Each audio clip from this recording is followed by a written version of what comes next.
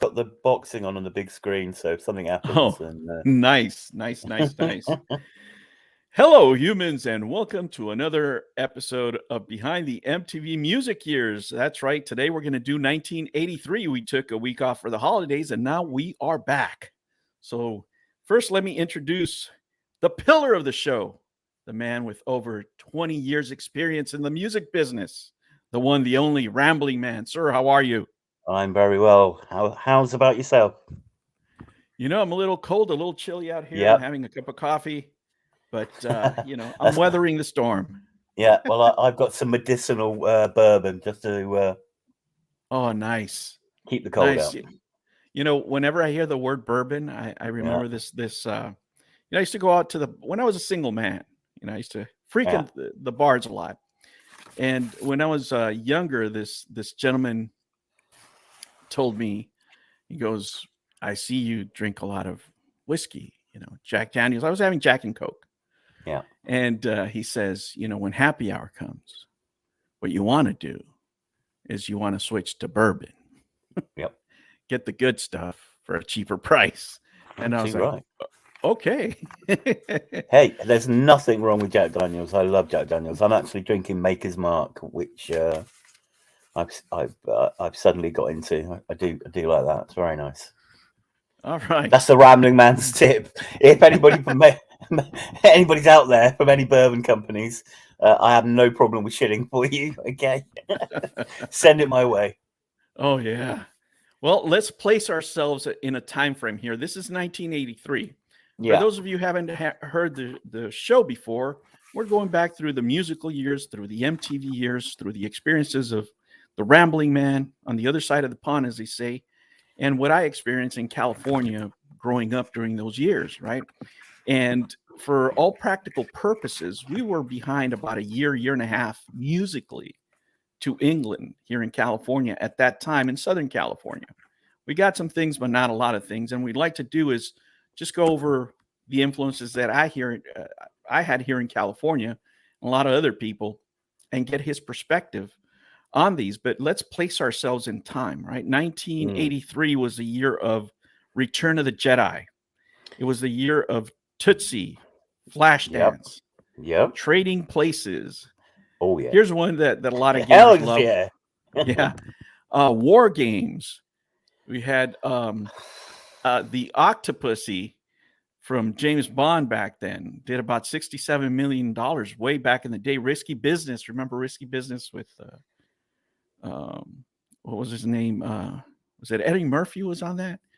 Risky Business. That was Tom Cruise, wasn't it? Oh, that's right. Tom Cruise and his famous slide. And we had Mr. Mom and National Lampoon's Vacation, right? So those are the kind of movies that we were seeing. We had. Can I just interrupt? We do not talk during the week, do we? No, we about do not. This. So I've got my top list of films, which you've just pretty much decimated again. War Games is actually number one, followed by Trading Places. You missed a couple of good ones out though. You missed out Scarface. Uh-huh. Yeah, I mean, and the King of Comedy, which is a great film, and The Evil Dead, which is probably my favorite horror film of that genre. So it's a great year for films as well. Yeah, you know what? Now that you mentioned that, and all I did is I pulled up the list from IMDb, but when it comes to, for example, Scarface, I was a big fan of the subject matter of that movie. I was going to say that is why I'm surprised you missed it out, if I'm being honest. But there you go.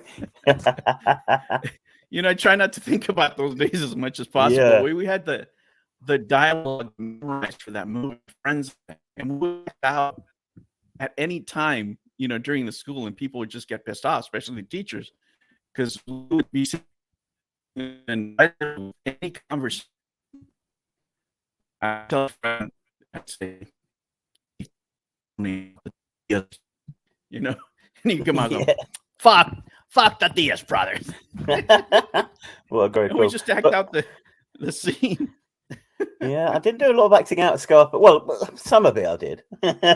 Obviously, the raw material, yeah, but not the gangster. The only other film I would mention on that, which had a big effect on me, was a film called Wild Style, which was the first ever hip hop movie. It was actually out over in the US in '82, but we didn't get it till '83. Really wild movie. It was hip hop related, all about graffiti, all that kind of stuff.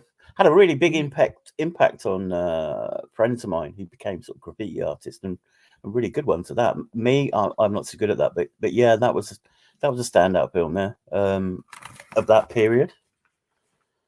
Yeah, over here, we'd have movies and we would have radio, right? And this is the year where MTV really came into everybody's house, right? It became available widely everywhere. We had a bunch of music that we've never heard of.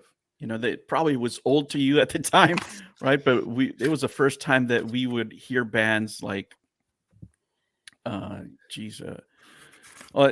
we had heard a little bit of Duran Duran, but we never seen them in big video productions. To that point, we've only seen like Girls on Film, Right. But influential bands here, for example, for Hispanics, let me tell you that people love to this day when these bands come to town. I'm telling you, like half the audience is Hispanic, Right. And that would be Tears for Fears would be one of them. How the Mad World came out, and The Cure. The Cure was really big. With that whole album, and Depeche Mode. Right, we had Blue Monday. I think came out in '83, correct? That single came out in '83. It did come out in '83. You're quite correct, sir. Yeah, but it wasn't heavily promoted on MTV as much as Depeche Mode because it didn't have a video. That's why. Yeah, never had a video. And I remember one of the big draws of Depeche Mode, and you might remember this, is that they had a video. I think it was called Get the Balance Right or something like that. And they're like in an arcade.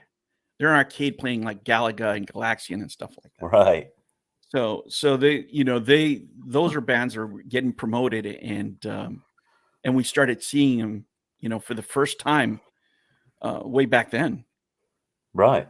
Well, yeah. I mean, obviously, like you said, I would have been used to those from just normal television over here, because actually we didn't have very many. We didn't have cable or anything like that back in '83. So we were a bit slower off the mark with MTV. We didn't really start getting sort of our equivalent of cable, which is satellite TV, till '84 and '85.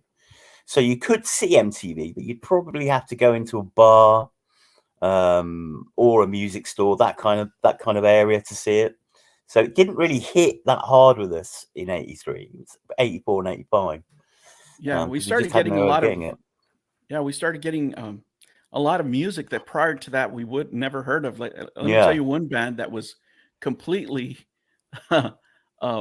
popular because of MTV, and that was Men at Work. Right. Men at Work. They came out with a Down Under. My favorite song of theirs was always Overkill. I think that was one of my favorite songs. But visually, we saw the Eurythmics. We saw Dexy's Midnight Runners. Remember them? I do very well. I've seen Dexy's a couple of times in concert. Yeah. Yeah. Come On Eileen. Come On Eileen is the one that everybody goes for. Gino. Do you know Gino by Dexy's Midnight Runners? I've heard it once or twice, but I haven't heard it for years. Put it on at a party, right? You'll have a good time. It's a great song. Yeah. They're both great party songs, to be fair. But they're still going. Yeah. But he's very eccentric. He's the lead singer for. That's what I've heard. Yeah, he likes he does like prostrating quite a lot. For example, he's been doing that for many years. And talking of cross-dressing, I know you mentioned it last time, but '83 was a massive year for Boy George and Culture Club. Yeah. So I mean, Do You Really Want to Hurt Me was banging over here, and I'm telling you, when he first came on TV, it's all that anybody talked about. It's probably one of the biggest reasons people were watching MTV just to watch him, because I think for the first week, at least in my neighborhood, nobody could decide whether he was a man or woman, right? Like that, everybody was obsessed with that. Yeah, is he he's definitely a man. Yeah, you know what? And I finally saw the show that you told me about. Yeah, that's where they were. I saw the episode where they were eating some food, some yeah. nasty ass food. Oh, it's calmed down a lot. About 10, 15 years ago, they made them eat all sorts of stuff. But PETA and people like that got involved, right? They were eating like live grubs. There's a thing called a widgety grub, which is a great big thick grub, and you have to bite the head off and then just eat the body. Yeah. You got to. So they're not allowed to do things like that anymore. But yeah, they have to eat things like sheep's eyes, kangaroo's testicles, that sort of stuff. Yeah. So they do make that. But he got £500,000 for it, so it was worth it in the end. Yeah. But no, 83 was a. Just thinking of 83 bands that went on to just become huge, really. So U2 War album came out that year. Oh my gosh, yeah. And that's the album that absolutely broke them, especially in the States. They'd already done 2 or 3 albums, really popular over here. But New Year's Day, songs off that album. New Year's Day was probably the best known one, because that video for that was quite striking. That was always on MTV. You know what? And I forgot to mention that U2 is a really big band in the Hispanic community too. And New Year's Day, I mean, that War album was very melodic, and we tend to like crooning and stuff like that. So, even before then, there was a video, I think it was called Gloria. That's when they first started turning heads. Oh, right. Okay. Yeah. Yeah.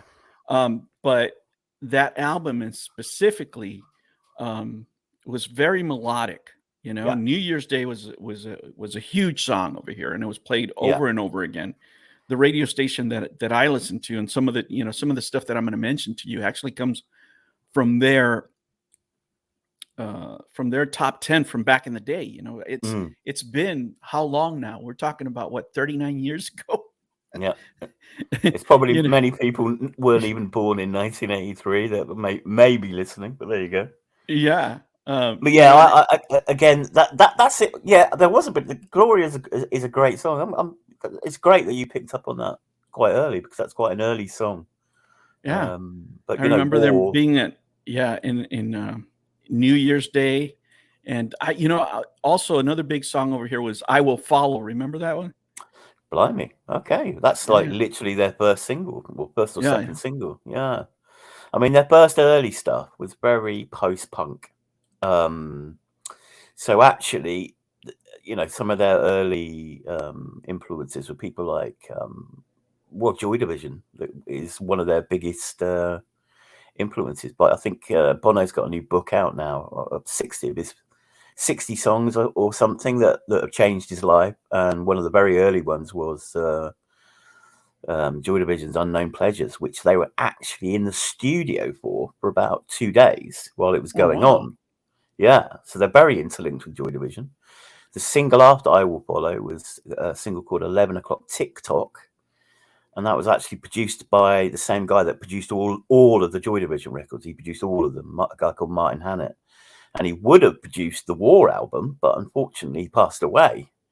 So that they could have had a very different career, because the guy they got in to do it just used to love a big, bold sound, and that's what that album was. But like you said, very melodic, drums to the forefront. I don't think they would have hit as hard with mine, but yeah, I mean, certainly over here, that's the album that broke them over here. And I know it was the album that broke them in the States, because the same year they had a live album out, live from Red Rocks, which went ballistic. Yeah, it just went massive. I think it did more numbers than War. Actually, it was just a huge album and video. So yeah, I mean, like, I wanted to know what the sort of interest from there. Well, you mentioned Tear Spears. I was going to mention those, but you had things like Kill 'Em All by Metallica that came out. And again, that was an album that broke them. So again, I was picking that sort of stuff up from you guys, and bands like Slayer. Mm-hmm. They had a big album out that year as well. So again, it's gonna be weird because you're gonna be influenced by stuff that I take for granted, and I'm gonna be influenced by stuff that you take Yeah, for granted. you know what was happening over here during that time. So you've seen Beavis and Butthead, right? You've seen Of that course, cartoon. yeah, Okay, so my friends and I, that was us, right? Prior to yeah, 1983, that was us. We were watching, listening to a lot of metal music. We were, yeah, into AC/DC, Van Halen. It was hard rock, right? Iron Maiden. And then what happened once uh, MTV broke out into homes? What happened first is that the girls at the high school changed, right? So coming into 1983, they were into MTV stuff. So we show up like first, second day, and we're still wearing our Van Halen shirts, our Def Leppard shirts. yeah, Remember that British, remember that song Photograph, where he wears we had like a lot of British type shirts. Sometimes the right, British insignia meant that you were a rocker, right? That you're a metalhead. yeah, punk or rock, yeah. Yeah. So we show up and they're in completely different dress, right? And you could see that they're wearing what's on MTV, and we're like, oh shit, if we don't change, we're not going to get a girl, because No. they were not interested at all in anything that had to do with heavy metal anymore or hard rock, right? No? Okay. They were loving bands like Duran Duran, right? Like that was our biggest influence as far as fashion. Right. But yeah, you were wearing a lot of eye makeup at the time, then, were you? A lot of eyeshadow. That was actually in 1985, late 84, 1985. When we get to that, I'll start telling you. I'll start telling you my underground club stories. That's when I get broken free, right? Because I got a job and started making money. But we had bands, as I told you before, that we never heard of, and we started looking at them, and even some unknowns. I don't know if you remember, Eddie Grant had a song called Electric Avenue. Yeah, that was really big over here, and of course you had and probably one of the artists that I always liked, right? He was always in my purview, no matter what I did, was David Bowie. Yeah. And 83 was a massive year. I mean, it's the Let's Dance album came out in 83, which basically took somebody that had, I'm not saying he was on hard times, but he hadn't had an awful lot of success. He produced some great music. I mean, David Bowie, the Low album it's fantastic. It's one of his best, but it didn't sell very well because it just wasn't commercial. It didn't have any hit singles on it, basically. Mm-hmm. Some of those albums just didn't have any hits on it. And then Let's Dance came along, and wow, boom, there you go. I clearly remember listening to David Bowie for the very first time, and I listened to him in one of those, old time radios. I don't know if you remember those radios that had, I don't even know what you call them, but the numbers kind of just flipped and turned. Yeah. Right. The numbers would just like half the number would turn it into another number. Yeah, I do. They were mechanical, basically. Yeah. So that was my radio, and I remember listening to Fame. That's the very first Bowie song that I ever listened to, and it was so different. Yeah. Because at the time there was a lot of disco on the radio. And back in El Salvador in those days, they would just play anything on the radio, whatever song would come. You could hear Rod Stewart, and then you would hear the Bee Gees, and then you can go back to whatever the hell they could play. The Creedence, you just don't know. The great thing about Bowie, he just reinvented himself. Every couple of albums, he just reinvented himself. Yes. So yes. I mean, when I think of a true artist, I think of Bowie. I really do. 100%. Yeah, I couldn't agree more. He never stood still. He never sat on his laurels. During the 90s, he decided, I'm not going to tour as David Bowie anymore. I want to join a band. I want to get a band together.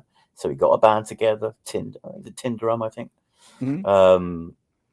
And just went out, didn't play any Bowie songs in the sets. People, were booing because he didn't play any Bowie. But I'm not Bowie. It's Tin Drum.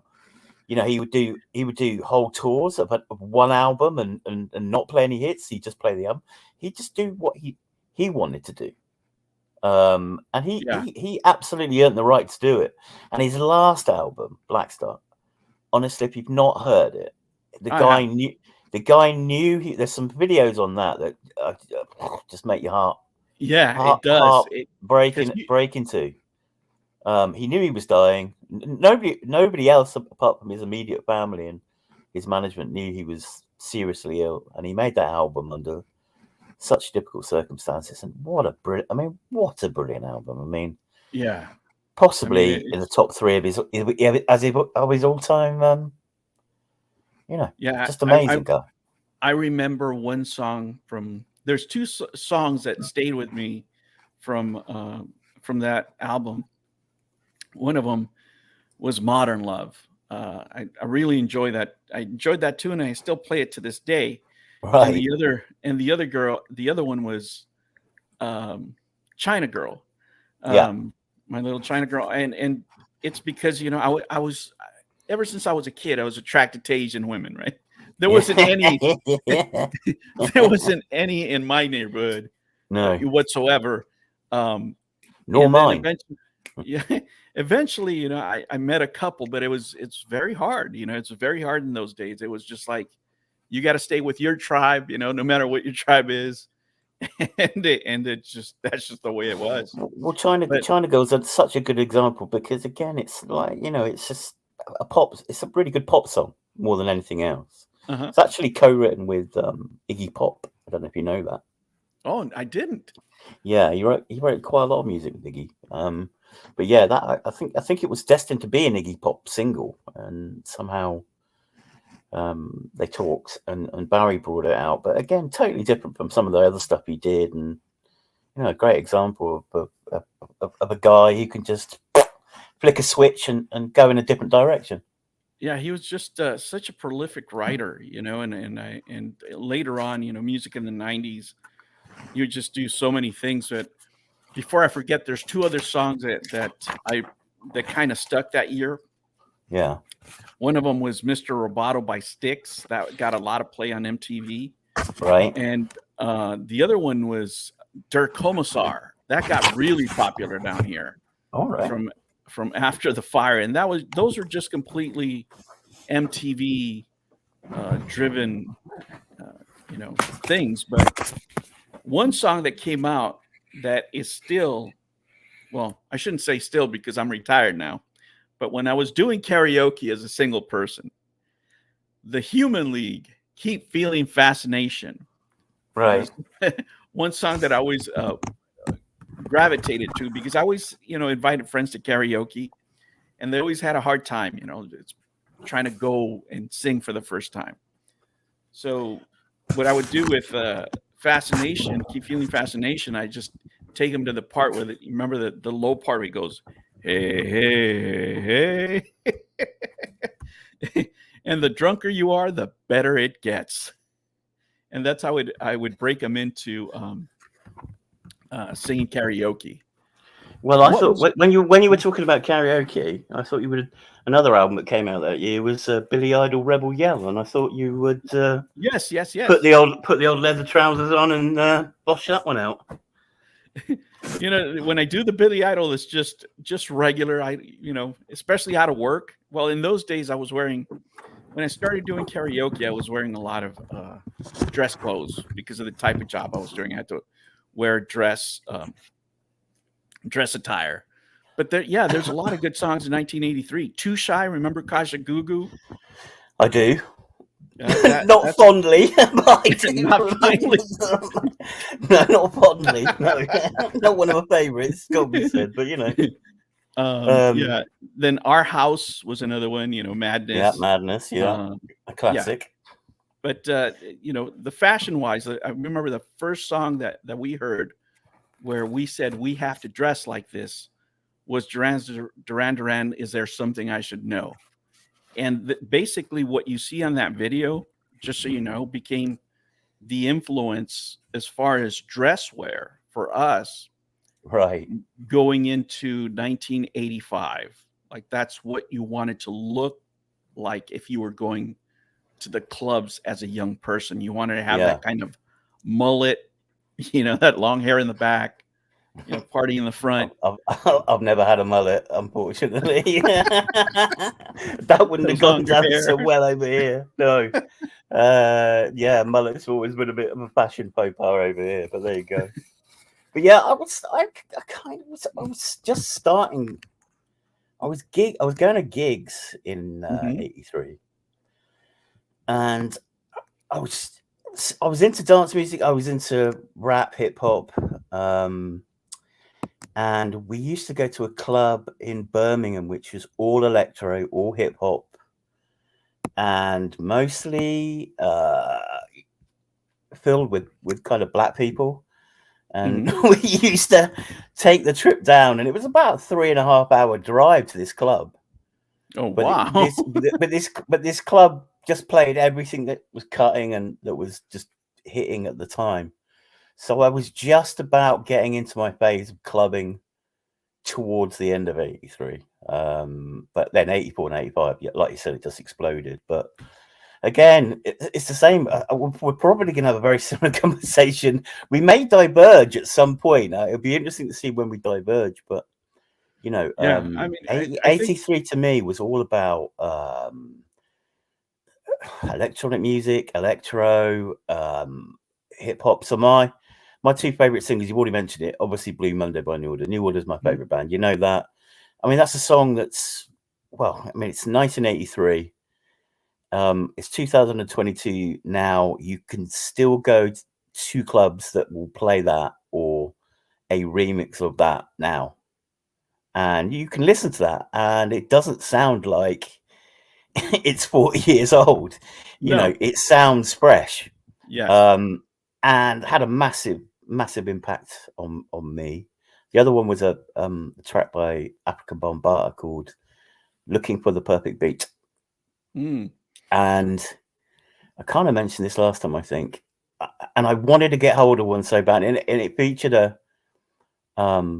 piece of equipment called a Roland 808, which I managed to get hold of when I had a bit of money later on, but it literally was made on that piece of equipment. I mean, I put something on my Twitter page if anybody follows me on Twitter. There's just a little It's just a little documentary of how they made it.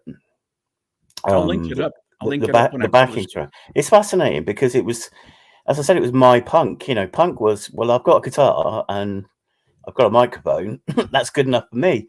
And this piece of equipment really just meant you could, from your bedroom or your basement, you could start making tunes like that, which is an amazing thought, really, when you think about it. It's an amazing piece of equipment. You can actually download, if you've got an iPad or anything like that, you can actually download an app that will replicate what an 808 did, and you can press the buttons and twiddle the knobs and to your heart's content.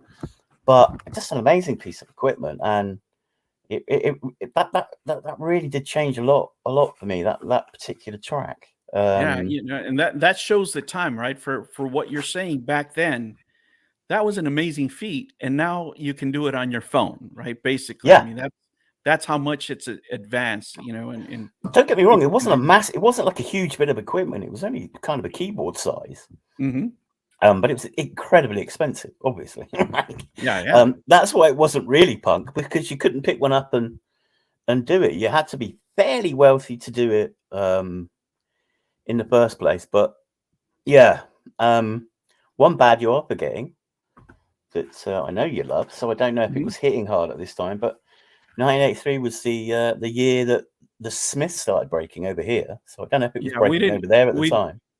We didn't really get them till the tail end of the year. We started getting Hand in Glove, I believe, before the album released in '84 here, I think. Yeah. Hand in Glove, actually. Yeah, there is one story I can tell of my music store days, because they actually did a a version of Hand in Glove. They released it separately. There was two releases: Hand in Glove that they did, and Hand in Glove that they did with a female artist called Sandy Shaw, who was really big in the '60s. And I had the privilege. She came round to our store and did a little signing in store, and she was absolutely, she was absolutely gracious and lovely and what have you. And I got her to sign my Hand in Glove 7-inch single, which I still have. So that's awesome. Yeah. I remember, what I remember from that, and you can correct me. I'm just going off of memory, and there's been so many chemicals in my brain that I don't know. You and me both, pal, don't worry. But I remember when the single released in the record store, they were covered because there was a naked man or something on one of the sleeves. At least I think that was This Charming Man, possibly, because that's got a picture of a half-naked man on it. Yeah. Okay. But so, again, again, we gave to you and you gave us back, because the biggest single was probably This Charming Man. Yeah. That year, and it went over to the States. They gave it a kind of dance remix in effect. Yeah, sent it back to us, right? So we gave to you, and you twiddled the knobs and you gave it back to us. And to this day, it's one of my favorite 12-inch singles, because I love that song. It's like an anthem for me. I was going to tell you two things when you mentioned Blue Monday, just because I tell you we're a couple of years behind, but a song that became really big, but not in its original form, but remixed. I don't know if you remember, there was a song called "This Is Not a Love Song." I can't even remember who sang it. This is not a love song. Yes. Here, let me see if I can look it up. The only one that I can think of is by a band called Pill. But it's probably not them. I'm looking at Public Image. Public Image Limited. Okay. Yeah. And that was actually Johnny Rotten's band after he left the Sex Pistols. Yes. So he left the Sex Pistols, went and formed his band. Unfortunately, funny you just say that, the lead guitarist, he died. The original lead guitarist died week before last, I think, which is a real shame. But yeah, I mean, again, that's a really quirky song for you guys to have picked up. Definitely, I wouldn't have even thought of you guys of picking up on something like Pill. Definitely, yeah. It was a remix, and I just remember dancing to that. That remix is pretty cool. I don't remember that. I'll have to. You've given me something to look at this week. I can't place the remix. I know the song really well. I know the band really well, but I can't remember the remix. But fair play to you. That is a great song, and it wouldn't have been remixed over here. So again, we've given it to you. So I'll stake my mortgage on that somebody in the US remixed it. Yeah, I mean, back in when the DJing really started here, where it started for you earlier, guys were just finding songs and remixing them and just putting different beats to them, just so they can play them in the club. That was happening a lot. Well, what a lovely segue that is to something I was going to say, because that year of Blue Monday and Africa Bombata, you wouldn't have thought New Order and Africa Bombata would mix at all. You wouldn't think the two bands. I mean, you've got one band that used to be Joy Division, that are now starting electronic dance music, and you've got Bambata and the crew behind him with Looking for the Perfect Beat. But the guys that made that track, I've got this producer called Arthur Baker, who I've met. He's a lovely guy, and a guy called John Roby. And along with Jellybean Benitez, the three of them, he did a lot of work for Madonna later on, for example. Those three did everything on the Bombata, apart from obviously the rapping. And New Order was so enamored with that sound and what they were doing. It's the following year in '84. They went to New York and they actually made a single with the people that made Looking for the Perfect Beat. So what a great synergy that is, if you see what I mean. Who thought that would have happened?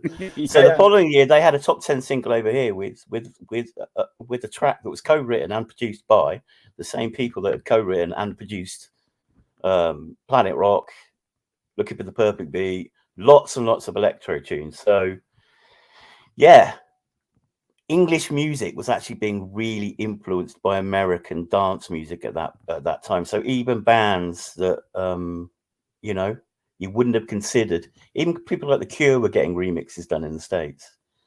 So Yes. that was a big thing. Like I said, we gave it to you. You you made it danceable, and you sent it back, and we danced to it. Definitely. Yeah, and it was a real, I would say it was a real contrast because we did them, but they didn't hit here until later on because at that point, we were barely experiencing, new bands like The Alarm. I remember they had a song called The Stand. Yeah. Yeah. At the same time, yeah. Yeah, and I remember there was I can't even remember where they're from, but there's a song. These are all MTV phenomenons, right? That they would play big on MTV, but you wouldn't necessarily hear them sometimes on the radio as much. Like Big Country, for example, was one that would play on MTV, but wouldn't get really a lot of radio play.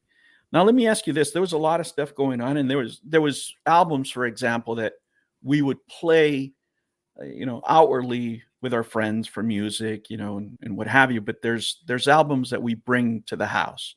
For me, the influential album, one of the most influential that year, was "The Hurting" by Tears for Fears. And let me tell you how I got some of these albums. I joined that. Remember, I used to. Well, I don't know if you guys did it over there, but we had a thing over here where you would send a penny and pick 12 albums, right? Yeah. And then you committed yourself to buying, whatever the amount of albums is, right? Yeah.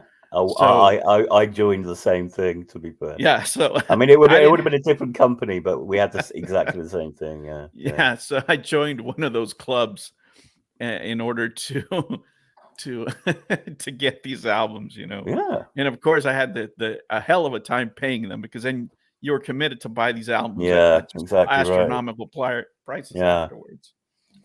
Yeah, nothing in life is free. Yeah, and I remember that song. But it did make you that kind of thing. For me, I then went out and started being a bit more eclectic, thinking, well, okay, I've got some free money here in my head. This is free money. I'm going to take a risk on something, and I quite often did with that club actually, and quite a lot of stuff I picked up from it. I probably wouldn't have had. I wouldn't have done if I'd have had to have gone into the store and paid my $6, that's whatever it was at the time, $5.99 for an album, right? It was a penny in my head, in my very naive young head. It's just a penny. So take a risk. Go for something that you're curious about, but you wouldn't pay top money for it. Of course, in the end, like you said, you ended up paying more than you would have done. But I mean, we don't that sort of. Yeah, end of the 80s, that went away. So I think everybody cottoned on that wasn't the greatest idea. Yeah, I mean, go on. Sorry. Yeah, there was, like you said, there's a lot of stuff that we wouldn't have been, inclined to buy if we had to spend our own money, right? Yeah.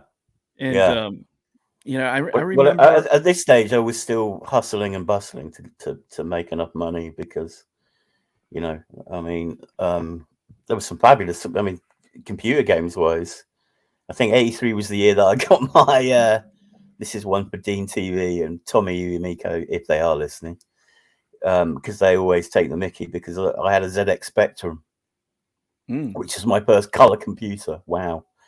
And there were some great games on it that year. So I just had to hustle money. I did anything to grab the money so I could buy these physical products. It was peak time for physical products for me, because when I started getting older, I was having less disposable income. So my collections from there are really from that time. It's not that I've gone back and bought things, right? What I own from that period is what I bought from that period. I very rarely go back and go, nostalgia, right? I need to get that. I mean, so yeah, I'd say 50% of my collection from the from the 80s was bought at the week that album or that single came out. Yeah. For having a record collection back then was important, right? Unlike now. Yeah. Well, it's also a thing that is it's the most difficult thing. You reach a point in your life when you have to downsize for whatever reason. Being married and getting divorced twice are good reasons for downsizing, right? Okay. Because you basically got nowhere to put it, right? Yes. But selling vinyl for me is the most difficult thing. It really is. I mean, I've sold videos because I knew, I could get it on Blu-ray or DVD. Games, usually they are duplicates or games I don't play anymore or what have you. You know that feeling. You're doing that thing right now. But somehow, some way, selling an album or a 12-inch or a 7-inch single that you're probably never going to play, you'll probably not even get it out of its sleeve again, is the most difficult thing in the world. And I can't tell you why, but it is. Many times, because a lot of my record collection is still in my first wife's mother's attic. Okay. Fortunately, I have a very good relationship with both of them, but it's still there. If she ever said, right, it's got to come out, or they move, then I'd have to sell or I'd have to hire a storage unit, which would be a stupid thing to do. But I've often thought, what if she asked me to take? What am I gonna? I cannot sell them, right? For love nor money, I really couldn't, and it's a weird thing. I don't know if you're the same. I am, and I was thinking about this the other time, and I forget where I heard this, but it made absolute sense to me, is that the reason why we have such a hard time, because the difference with music is a piece of music can make you feel the emotions you were feeling at that exact moment, right? Yeah, and it just, for me, exactly. You're right, yeah, you know exactly where you were, you know exactly how you felt, you know exactly what you were thinking. There's certain pieces of music, right? Yeah. That hit you. And I'll give you a perfect example. We're talking about This Charming Man. The reason that song is special to me, right? It might be special to different people for different reasons, but the first time I heard that song it reminded me of how my grandmother were referred to me, right? Yeah. Your grandparents always do that. Oh, this handsome young man, this and that and the other. Yeah. It doesn't matter how bad you're feeling. Your grandfather, your grandmother thinks that you're the best thing, walking on 2 feet, right? And it's that kind of feeling. And when I heard that song, I was feeling so low, right? Because everything that I was trying to do was not working. Yeah. Right. And it was at a time where I was still immature. So I thought everything's supposed to work. You don't look at yourself, you don't reflect, you're just whatever. But at that point, I thought, you know what? I may have lost everything that I was trying to do, but I'm still me. There's still something good about me that I can move forward with. Right. And that's the feeling that I get with that song. So whenever I'm feeling a little down or something, I play it and it takes me back to that place. Yeah. So would I ever sell my Smith CDs? No, I could not. But you're absolutely right. It does. I'm not going to disagree with one single word you said there. But even for me, I can get a similar feeling out of other bits of memorabilia or retro. So films, I can. Well, if you named me a film, I could tell you what cinema I went to, who I went with. If it's a film that's meaningful to me. Even books, if I read a book and blah. So that there are a lot of things, but I think, again, games. I mean, I've got a list of games that came out in '85 that, I can smell the arcade. right? You know, I know what I was doing. I can smell it. I know where I was. It evokes such great memories. I think the difference with music, I mean, if you think about a classic album, everything that was in that album can be, it's still probably being done. You know, the guitar's being played and the voices are being recorded. You know, if you look at a film is made in such a different way now. You know, I watched Apocalypse Now a couple of weeks back and just thought, you would not make that film like that anymore. It would not be. It would cost too much money. A, B, it would be all CGI. There was no CGI in that movie. It was all, you know, military helicopters, etc., etc., etc. You know, games. They've moved on. You know. You look at games that come in. The biggest game in the world in '83 was Mario Brothers. Okay, and just think how games have moved along. Think how movies have come along. But I guess music. Has it? It just has that quality of timelessness, I think. Yeah. So even though it evokes a memory for you, it is still timeless. Whereas if you play track and field today, you know it was, oh my God. You put that in front of a child today, they play with it for 2 minutes and leave, wouldn't they? You'd put a movie with, you know, out CGI in it now, and they'd be like, what's, you know, you put an old Spider-Man film from the 80s or the 70s, and they go, what's he doing, right? But music, you sometimes you don't know when it was made. You know what I mean? Yes. So that album could have been made 30 years ago. Blue Monday, you could hear that in the club today and go, wow, but it was made 40 years ago. You can't look at a film and do that, and you can't look at a game and do that. And that's why I think music is so special, because it can certainly have a time frame for you in a memory, but it is timeless. And those other mediums, books are the same. Books and music are the same. Yeah, you know what? I hadn't even really think about it, but you're right. You know, there's certain albums that you can play them right now, and if you're a fan of a certain genre, you know, if you like just guitars and drums and raw music, you could play it right now. And I could play you stuff now, and you could probably go, "Oh, that's from the '70s."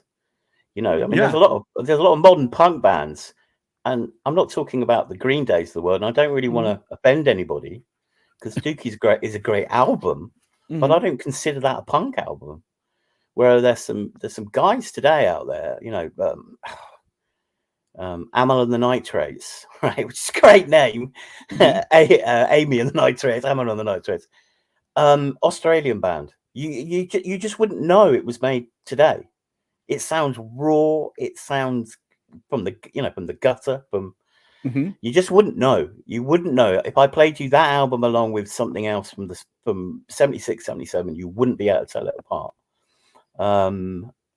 So you know, it's here, but it could have been there. It could have been at any point, really. Yeah, and you know, that's the one thing that we can't do as we get older, right? I see that.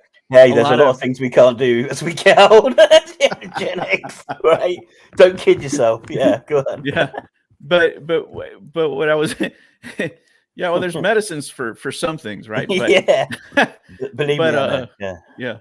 No, but I was going to say is, as you get older, somebody looks at you, right? Somebody looks at me and they see the gray beard. They probably have a concept of me, you know, depending on what I'm wearing. Oh, this you know, old man cringe, he probably likes this, that, or the other, you know, whatever.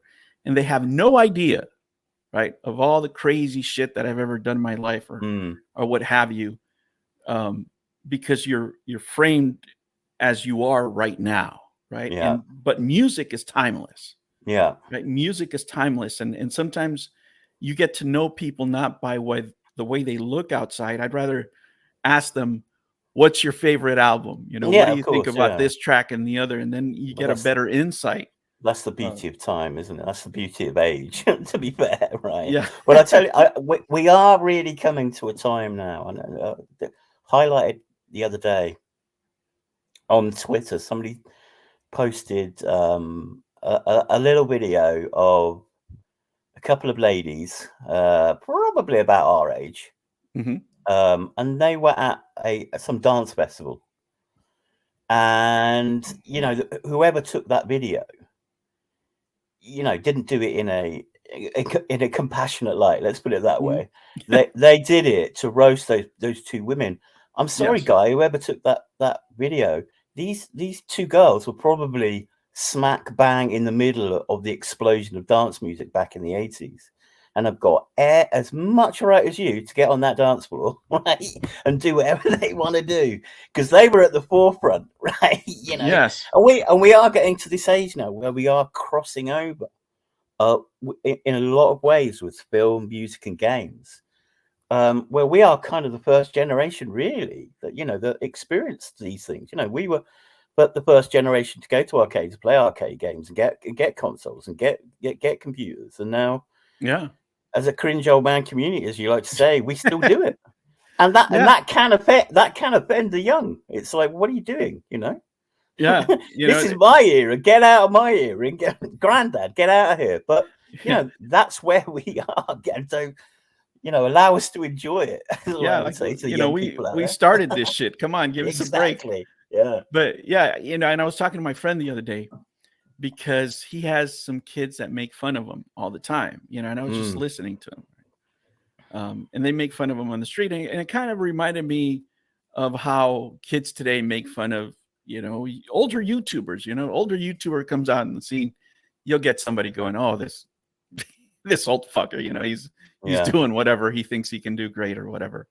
Yeah. But I had to remind him, that back in the day, we were those kids. We used to roast the shit out of this one neighbor.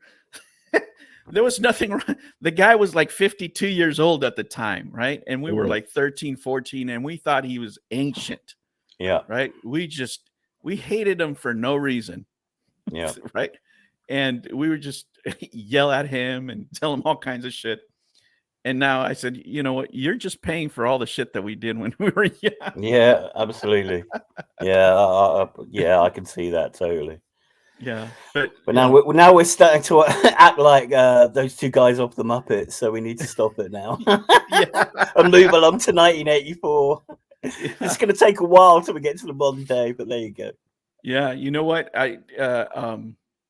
Next year, 84. Oof, there's some stories to tell. I'm 16 and I'm out there.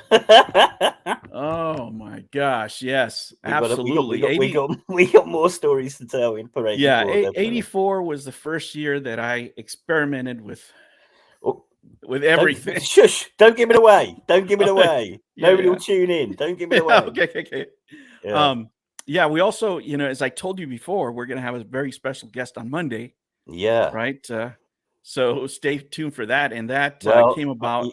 You are allowed. I'm allowed to say I know who it is, and I'm incredibly excited. But go on. Yes, actually, it came. I saw this video, right? That actually, not many things make me melancholic, right? But I saw this video that as soon as I saw it, it impacted me to the point where I just sat there for a minute and I had to take it in. And let me tell you what it was. It was the picture. I'm sorry, it's a video where Everybody Rules the World by Tears for Fears is playing. Right. In an empty mall. And this mall is beautiful. It looks exactly like, the prototype mall of 1983, 1984. You wanted a mall to look like. If you would have been in a mall like that, you would have been absolutely happy. I know the video you're talking about. Yeah. Yeah. This is playing where there's no one there. Yeah. And it's just eerie. And it just it broke my heart and it made me sad at the same time. Yeah. Knowing that my world, right? The world that we're talking about right now doesn't exist anymore. Yeah. And that's the person who made it at this point in time as a YouTuber does also exist. I don't know if I'm allowed to say that or not. Oh man. Yeah. So please tune in on Monday. Yes. Please tune in on Monday. It'll be great fun. Yeah. Sir, thank you for joining me once again. I so much appreciate getting your insight on this. I probably drank a little bit too much bourbon. I did get up a couple of times. You probably overheard me getting up just to refill the glass a couple of times. Sorry about that. No problem. I should have brought the bottle nearer to me. All right, sir. We will catch you next week, and we will hit 1984 with all the fun and action that we talked about this week.